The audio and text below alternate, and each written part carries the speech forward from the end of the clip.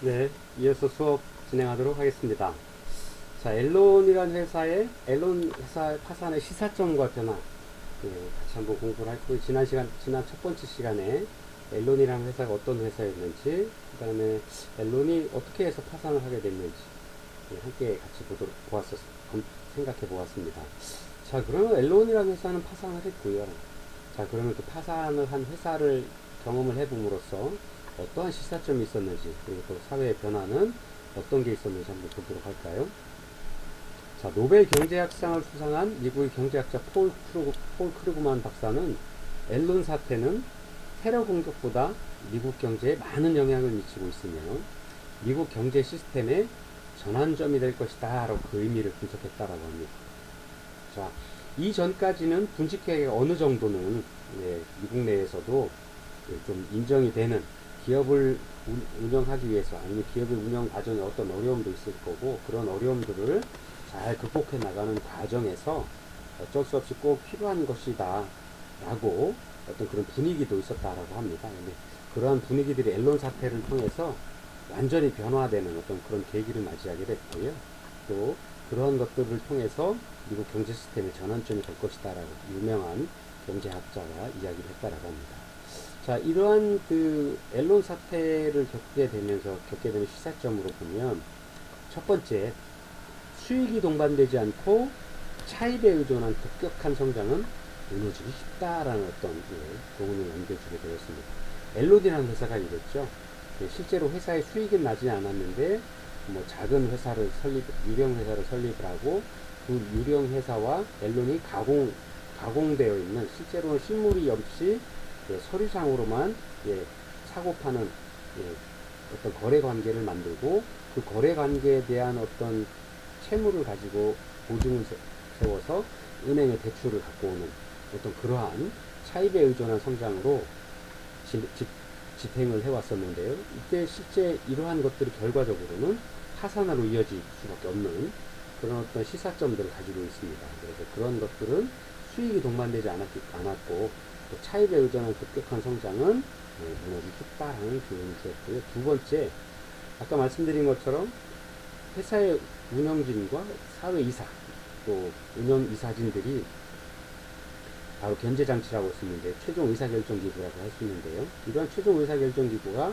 견제장치나 준법 감시 체계가 없이 진행이 되다 보니까 회사 내에 어떤 어려움들이 생기거나 잘못된 방향들, 분식회계나 아니면 서류 가공에 의한 어떤 거래 행위가 이루어지는 것들은 굉장히 잘못된 행위들이죠.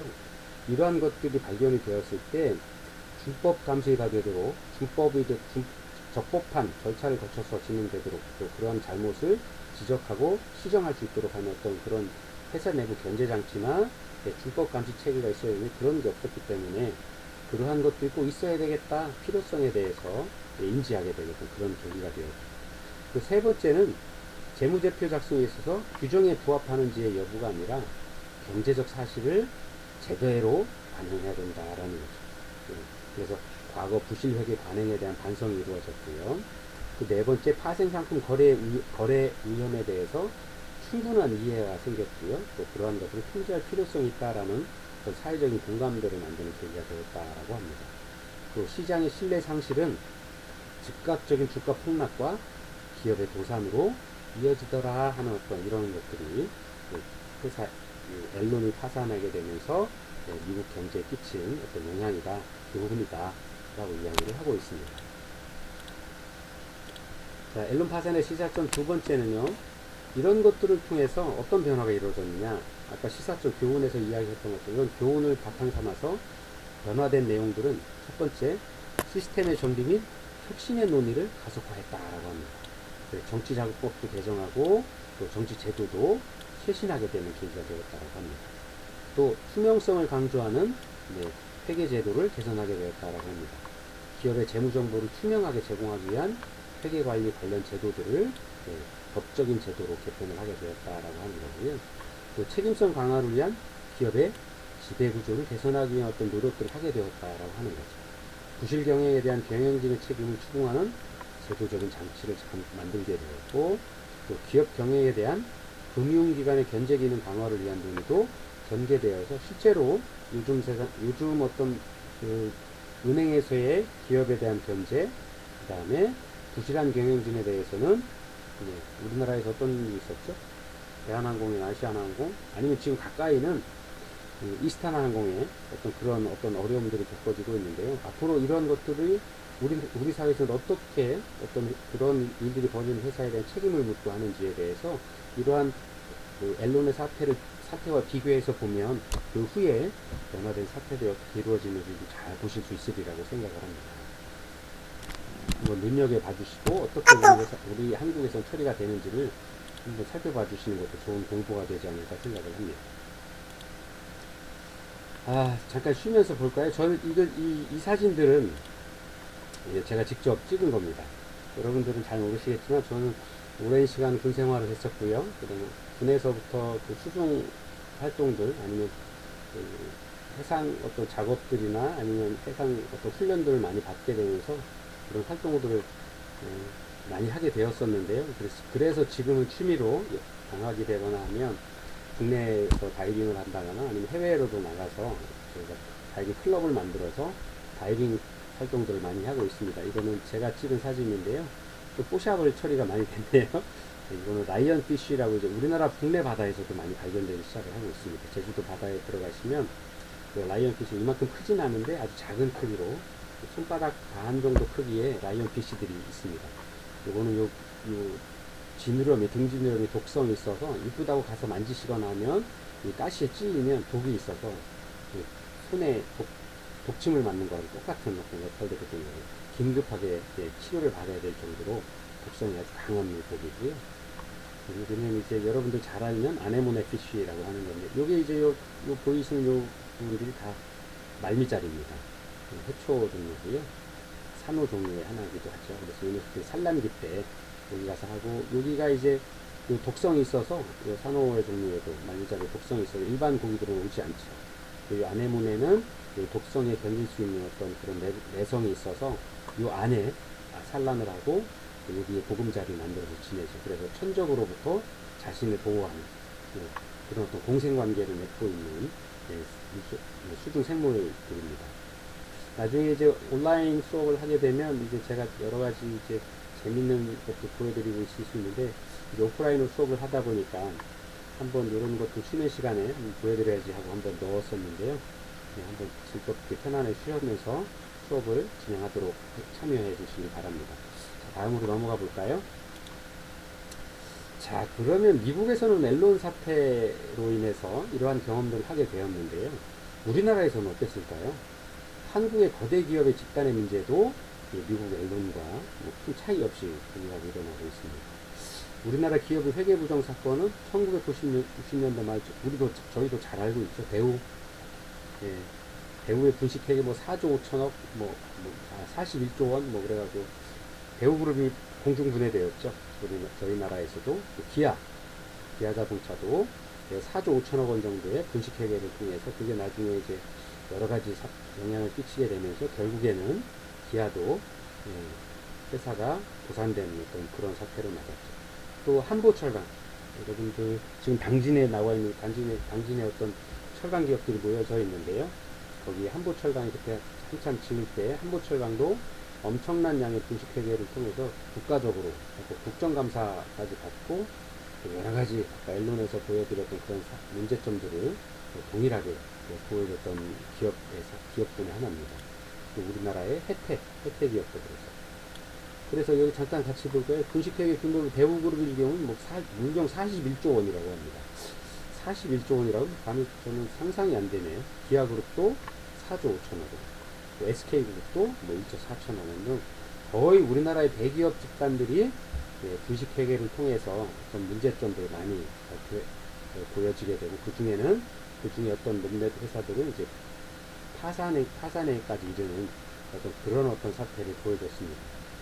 미국에서의 앨런 사태뿐만 아니라 우리나라에서도 이런 거대 기업 집단들의 어떤 이런 문제들을 통해서 아까 보여줬던 시사점들, 기업의 회계 감시 체계라든가 아니면 기업의 감시 체계, 불법 감사 체계를 같은 거를 기업 내에 만든다거나, 그 다음에 금융권에서의 기업의 견제 장치들을 법적으로 할 수 있는 어떤 장치들을 만들게 되는 저희 나라에도 똑같은 계기들이 만들어지게 되었습니다. 한국 거대 기업 집단의 문제들은요, 기업의 윤리를 강조하면서 사회적 책임을 위해 사회에 환원한다고 하는 기업들이 역으로 기업 범죄의 선두에서도 부정행위와 피해를 가져옴에 대해서 국민들의 불신과 실망이 또한 커지고 있다라는 거죠. 기업들은 기업의 윤리를 지켜야 되는 거고요. 우리가 지난 시간까지 계속 공부해온 것처럼 우리 국내 기업뿐만 아니라 세계의 많은 거대 기업들, 글로벌 기업들이 이름만 대면 알 수 있는 그런 기업들이 실제로는 많은 시행착오도 거쳐왔고요. 아니면 기업의 어떤 욕심으로 인해서 기업 집단만의 어떤 부정한 이득을 취득하기 위한 부정한 행위들 때문에 수많은 선주민들이나 아니면 원주민들이 가득한 피해를 받고 있다라는 사례들을 보아왔습니다. 근데 우리나라에서는 그러한 어떤 그 피해 대상들이 바로 이런 거대 기업 집단이 그런 문제들을 일으켜왔고, 그런 것들 때문에 많은 국민들에게 불신과 실망을 주게 되는 계기가 되고 있었습니다. 비자금과 또 횡령, 또 기업을 크게 불리기를 위한 사기적인 M&A, 또 분식회계, 이러한 어떤 많은 그 기업 집단의 문제들이 우리 사회에서도 많이 보여졌습니다. 여기 보시면 한보, 대우, 기아, 혜태, SK 뭐 이런 많은 회사들, 그런 것들을 우리는 지난 시간 동안 많이 보아왔습니다. 자, 그래서 어떤 운동들이 일어나고 있느냐, 이제 기업의 지배구조를 바꿔야 된다라는 주장들이 그런 어떤 사태들을 겪으면서 힘을 얻어가고 있습니다. 통상 기업 내부의 의사결정 시스템, 이사회와 또 감사의 역할과 기능, 또 경영자와 주주와의 관계 등을 총칭해서 기업의 지배구조라고 하는데요. 이전에 엘론에서 잠깐 소개해드렸던 것처럼 엘론에서의 기업 내부 의사결정 시스템은 기업의 운영진이 다 했던 거죠. 사내이사와 사회이사가 최종 의사결정 기구로 운영되고 있는 이사회도 다 기업의 운영진과 재정적으로 밀접한 관계가 있는 사람들이 포진해 있음으로 인해서 기업 경영진을 견제하거나 감시하는 기능들이 거의 없었다라고 볼 수 있죠. 또 감사가 있었음에도 불법 감시 체계나 감사, 또 회계 감사 회사가 따로 있음에도 불구하고 그러한 회사들도 재정적인 지원 관계로 인해서 제대로 된 객관적인 감사나 회계 감사를 하지 않았다라는 거죠. 그 다음에 이러한 것들 때문에 이런 그 기업의 지배 구조를 좀 더 투명하게, 공평하게 바꿔야 된다라고 이야기를 하고 있는 겁니다. 그래서 보다 엄밀하게 말씀드리면 기업을 둘러싼 환경 전체를 상정하는 해석도 있고, 기업 내부에 초점을 맞춘 좁은 의미의 기업 지배 구조를 바꿔야 된다라고 하는 어떤 두 가지의 의미를 가지고 기업 지배 구조를 바꾸자라는 노력도 이루어지고 있다고 합니다. 그래서 기업 지배 구조라는 건 뭐냐? 그 기업 경영과 관련된 의사결정에 영향을 미치는 요소들을 바로 기업의 지배 구조다라고 이야기를 한다. 이렇게 이해를 하시면 좋겠습니다. 그래서 앞으로는 기업의 지배 구조를 어떻게 바꾸려고 노력을 해야 하는 게 옳겠냐? 첫 번째, 경영진을 견제하고 감시할 수 있는 실질적인 지배 구조의 개선들을 하기 위해서 어떤 노력들이 필요하다라는 얘기고요. 두 번째, 매우 적은 지분으로 그룹사 전체의 경영권을 행사하는 시스템을 개선해야 된다라는 목소리가 높아지고 있습니다. 특히 요즘 우리 사회에 이런 이야기가 많죠. 삼성그룹의 그 지배 회사인 삼성 에버랜드가 삼성 에버랜드가 삼성 계열사의 삼성전자나 어떤 다른 계열사의 주식을 갖고 있고, 그러한 것들, 그 회사는 또 다른 삼성생명의 주식은 또 다른 회사, 전자의 주식을 갖고, 이렇게 순환 출자를 통해서 실제로 기업 총수는 기업 전체 주식의 5%도 안 되는 주식을 가지고 기업 전체를 좌지우지하는 어떤 이러한 지배 구조들은 좀 문제가 있다, 아니면 적대적인 M&A의 관계에서 노출될 경우에 굉장히 취약해질 수 있다. 그래서 이러한 것들을 좀 바꿔야 된다라는 우리나라에서의 목소리도 굉장히 높아지고 있는 상황입니다. 또 사회이사의 역할들이 굉장히 중요하다고 하고 있습니다. 그래서 앞으로는 이사회는 회사의 최고 의사결정 기준 이사회는 독립적으로 운영이 되어야 될 필요가 있다. 그래야 회사 경영진의 견제도 하고, 또 올바른 제안도 낼 수 있고, 또 올바른 의사결정을, 회사의 미래를 위해서 올바른 의사결정을 할 수 있는 어떤 역할들을 제대로 하기 위해서 사회이사 역할도 중요하다. 독립된 이사회를 운영하는 것이 좋겠다라는 어떤 개선의 의견들이 있고요. 또 기업 경영진의 사회적 책임을 다하려는 윤리적인 의식과 책임의식이 많은 국민들이나 시민들이 이러한 목소리를 높이고 있다. 그래서 이런 것들에 대해서 기업을 운영하는 많은 사람들도 그 중요성을 같이 느끼게 되는 사회적인 어떤 계기들이 만들어지고 있다라고 이렇게 보여지고 있습니다.